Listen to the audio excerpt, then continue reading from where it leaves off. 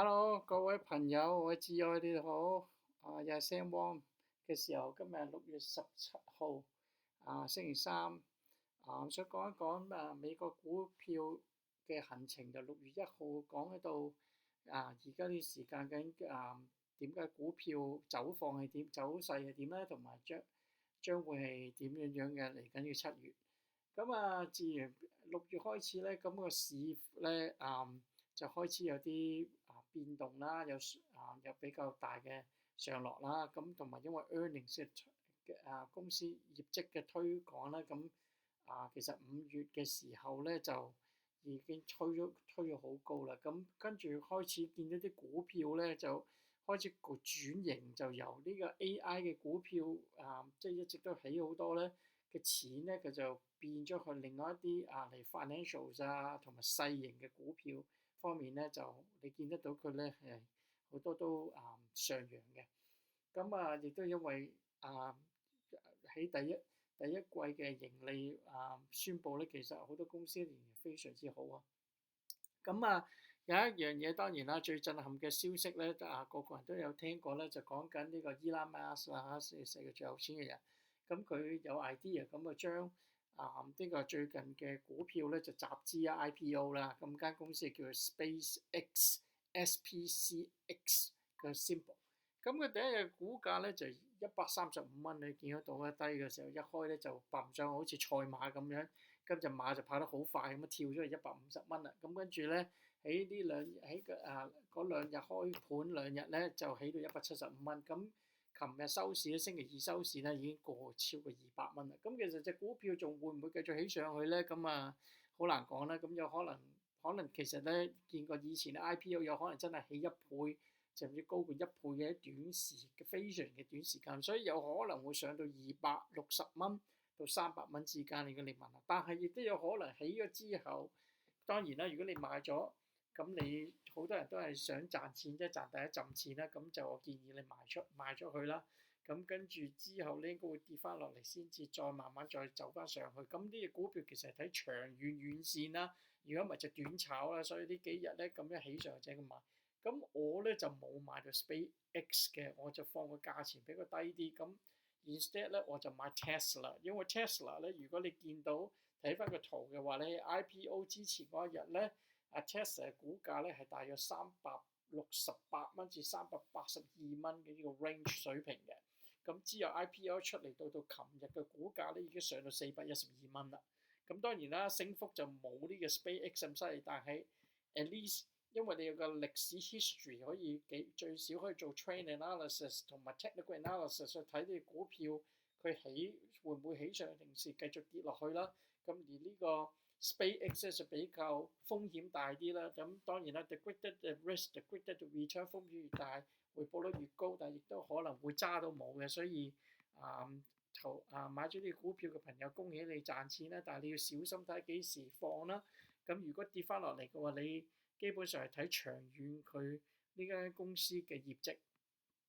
咁想講講最近呢個禮拜，即係呢兩個禮拜嘅股票嘅走勢啦。咁你見到個圖啦，其實咧就之前如果聽我 video 嘅朋友，就 S&P 500咧就都講過7300點啦。咁7300點好快就過咗呢個關口咧，就升咗上去，真係即係高位咧7600點。咁7600點咧開始回吐啦。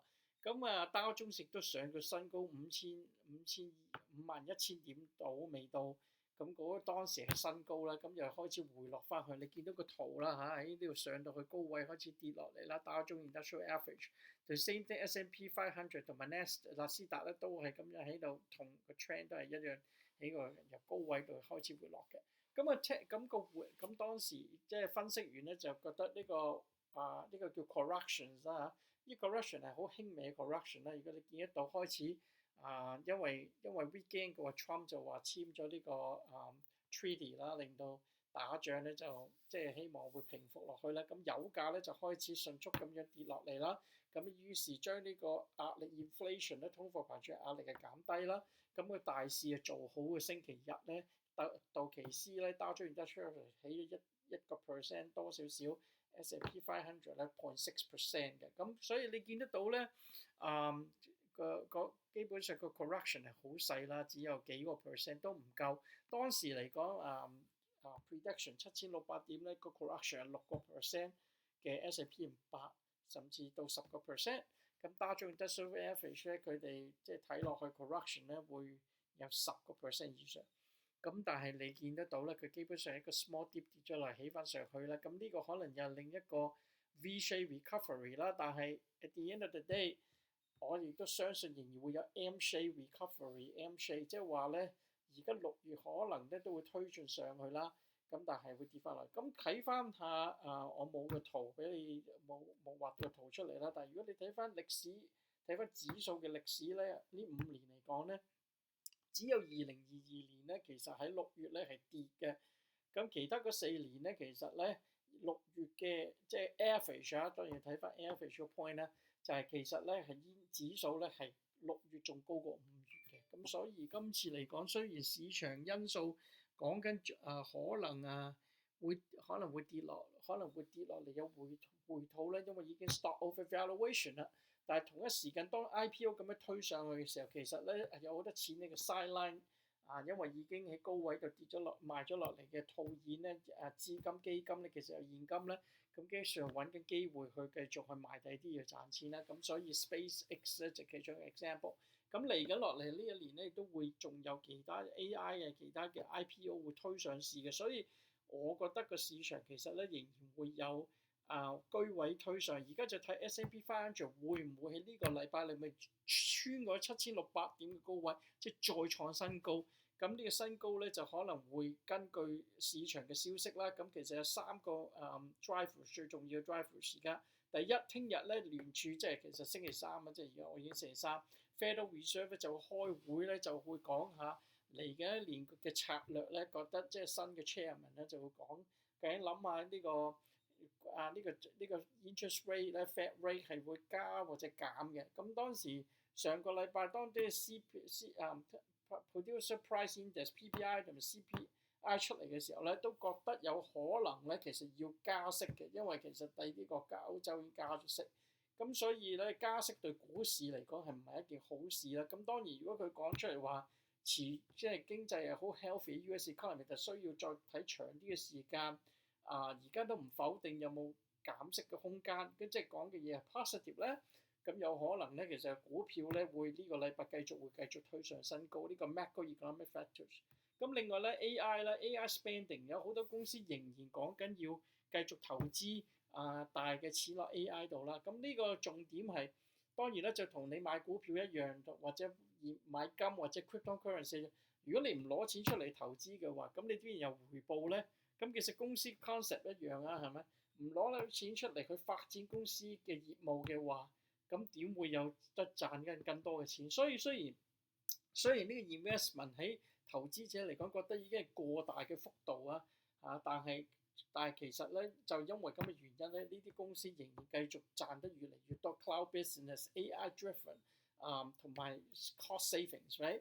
咁另外一樣嘢就係 job market 個報告啦 ，job report number 啦。咁當然啦，上一季5月嘅 job number 咧係比預期好啦。咁唔知呢個月咧個 number 會係點啦？咁呢個亦都係講緊一個 inflation 通貨膨脹究竟會增加或者會受壓嘅一個其中一個因素啦。咁當然咧油價咧就跌落去，金價咧跌落去啦最近。咁所以咧令到呢個通貨膨脹嘅壓力冇咁大啦咁所以呢個亦都係一個 catalyst， 令到股票有機會繼續起上。另外，我之前講過咧 video 啦，中期大選啦，6月中期大選，咁所以呢樣嘢咧亦都係通常咧就無論贏定輸都好啦。咁當然嘅人即係 Trump 總統現在位嘅總統咧，佢一定要諗啲方法去 push， 去睇到個經濟嗰啲數據又好點都好，令到覺得好似美國經濟係好強嘅，因為佢做咗呢個總統，咁所以應該要繼續投佢呢個 party 嘅人啦。咁所以呢個亦都係一個 catalyst 嚟嘅。咁所以點解佢成日喺 weekend 度中意講話即係打仗簽協合同，就因為佢知道個 market close 咗之後，宣佈之後，跟住 Monday 就會做好啦，股市係咪咁好多人都賺錢。咁嚟緊由而家至到 end of 7 月有乜嘢 drivers 有乜嘢令到股票去因素會起或者跌咧？第一都話 Fed messaging，聽日咧就開始會有消息講緊究竟嚟緊剩翻呢年或者未來咧究竟呢個聯儲究竟會唔會加息或者減息？第二咧係就業嘅數字啦，同埋通貨膨脹嘅數字啦睇下會唔會好，因為 GDP gross domestic product 其實基本上仍然喺美國睇好，會比預期為即係 beginning of year 預期咧為高嘅。咁同埋第三就係 earning 啦。咁當然啦，一到7月咧又有公司可以宣布業績啦。咁究竟銀行做唔做好？即係 credit card、visa card 嗰啲 business 好唔好？銀行通常都係講呢個貸款啦、mortgage、housing market 好唔好係咪？呢個 indicator 啦銀行賺唔賺錢？第二咧就係AI 啦，即係好多公司 Amazon 啦、Google 啦、Microsoft 微軟啦，即係微軟最近股票跌差啲啦，但係呢個係一個機會啦Meta 啦，即係呢啲 AI company 嘅會唔會繼續？同埋呢啲 processing chips company 啦 ，Nvidia 啦。microprocessing chip AMD 啦，係咪究竟佢會唔會起上去嘅？佢宣布業績會唔會繼續強勁？咁所以呢幾樣嘢同埋大選咧就令到佢股票會唔會睇好？但係雖然咧好多分析員上個禮拜咧就話，同埋銀行咧嘅分析員都講話已經股票嘅 overvaluation 要小心，有可能有 correction 有10至15%，但係因為打仗同埋我啱啱講過嗰幾種因素咧，其實而家 market 咧其實仍然係喺呢一刻仍然係睇好嘅。咁希望各位中意我呢個 video，如果有咩問題嘅話，可以寫 email 俾我。咁下一個 video 咧，我就將會分析我最近講過嗰幾隻股票嘅走勢咧，同埋下一步由而家到7月咧應該要點樣部署嘅。多謝各位。